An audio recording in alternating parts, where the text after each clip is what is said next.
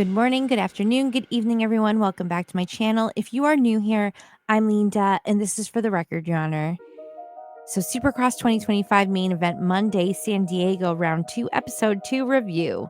If we thought round 1 was impressive, round 2 was just as crazy.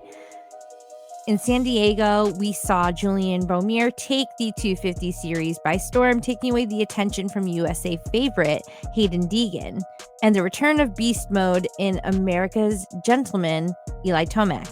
This was not just a triumphant return win for Eli, but it was his 53rd career victory overall. And that same night, everyone was witness to seeing Tomac making more history as he became the first rider to earn a win in 11 consecutive seasons. Wow. Talk about impressive.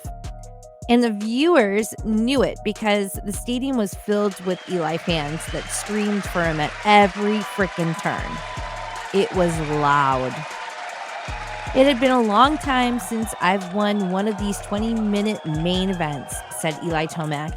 So it feels so good to rebound from last weekend. It was a heartbreak there in Anaheim.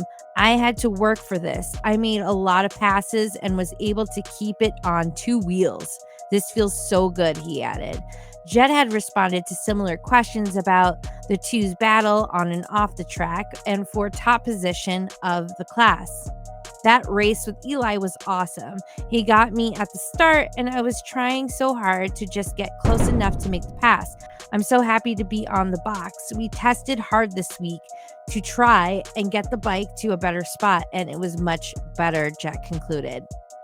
This was also third time Monster Energy AMA Supercross had been a fixture at Snapdragon. During the battle, Jett Lawrence of Honda HRC was up Eli's fender, trying his best to make a pass, and that pass just never came to be. He obviously did much better, like he himself had said about last weekend prior in the opener, and he was happy with second place in San Diego. Fans were pumped to see him not only up front, but in a much, much better mood and mental state than we saw him last. Cooper Webb was one of the many riders that people were excited to watch, but just like a bunch of other riders, he was under the weather, but held off a bolting charge from Progressive Insurance German chocolate Ken Roczen. After the race press conference, they had caught up with Cooper and he had a few things to say. It was a good race. I was able to lead a lot of laps. I got a great start, much better than last weekend. We saw those two guys, where he's referring to Tomac and Jett, were coming, and then they were by me and gone, just like that.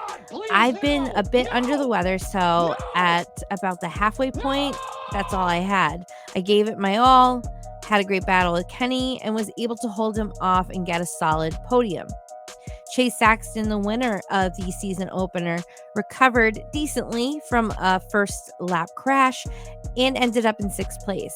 He shared some words and thoughts with media as well, stating that on the first lap, I almost got landed on, and then in about the next turn, I fell over. It was just me not being ready to go at the gate drop, honestly.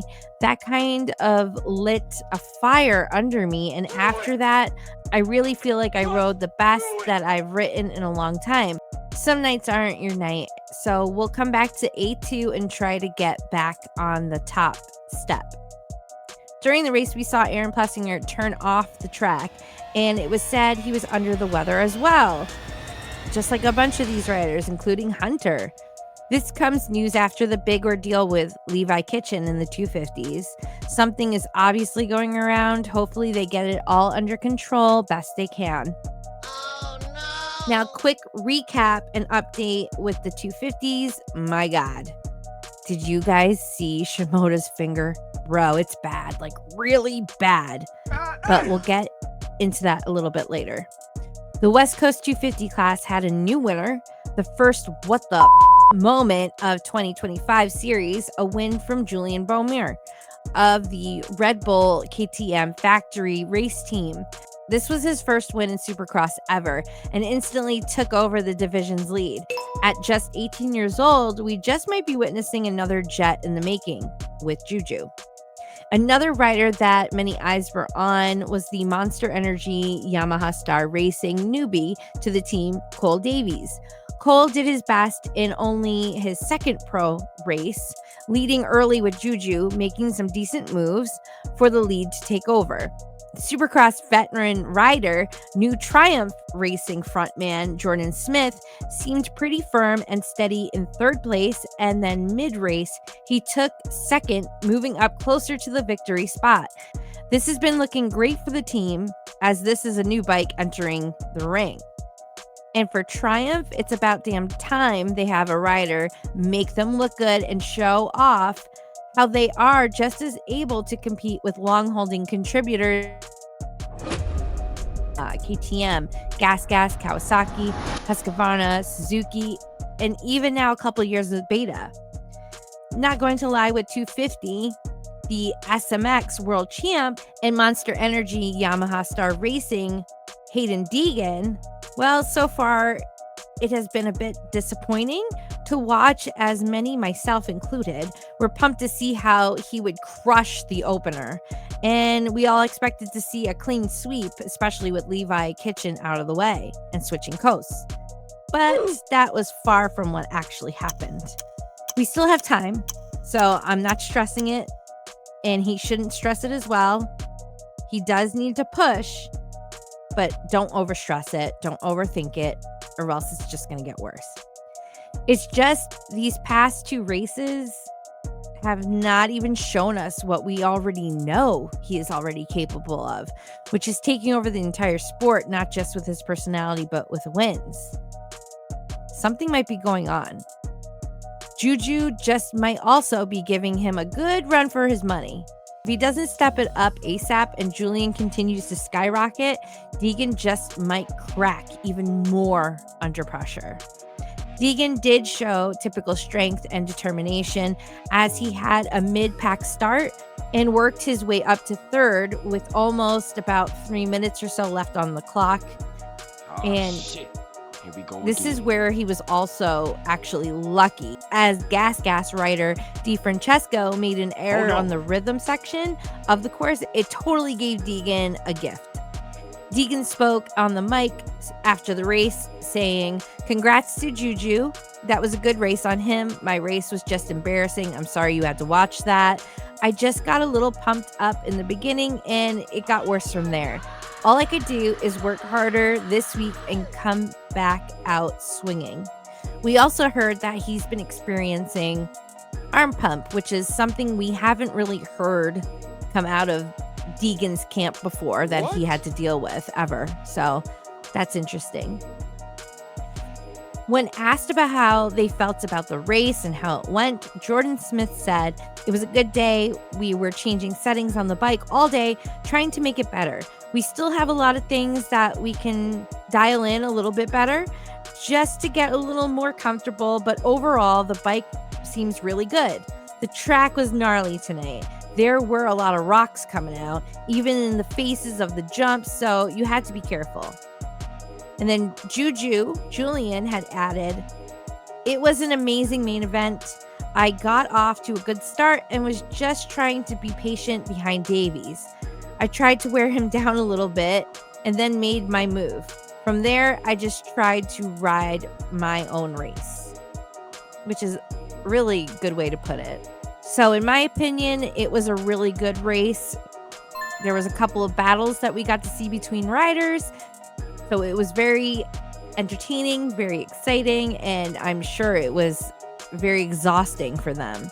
And I don't know about you guys, but I've been doing my fantasy pickings, and I did really good this past race. If you guys play along with RM Fantasy, let me know in the chat or in the comments down below.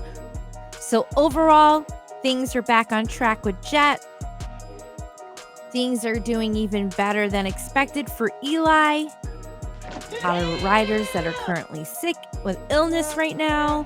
We had some riders that had to change or switch coasts. But then we have Joe Shimoda. And oh, poor Joe. So Joe had a great previous race with a win. And then this Saturday came along and literally almost took off his finger. So if you didn't see the race and you don't know anything that's going on, Joe is passing the section where the team boards are being shown out towards over into the track to, you know, let the guys know you got this amount of laps, or this is how far behind from the leader you are, or to step it up, or you got this, or whatever encouragement or advice section. And one of those boards, I guess, was a little over too much into the track where the riders can collide with it, and it literally almost took his finger off. It broke 2 fingers. And as you could see in photographs that he posted on Instagram, which I'm going to be careful showing it here, it almost looks like it was going to be severed off. It's terrible. And I can't even imagine how much pain he's in. But in Joe Shimoda fashion, he's just happy-go-lucky and tries to be on his best behavior because, and even on his Instagram post, he doesn't even know what to say and think about the whole thing. So I hope they take care of him. I hope he heals up. And whatever they got to do about his pain, I hope they can help him out because that thing looks painful. And I hope it doesn't affect his riding, even though that's on his clutch hand. So I don't know. We'll see. What do you think is going to happen? Tell me in the comments down below in the chat. And I will see you in a new video real soon and on Saturday for Supercross Saturday.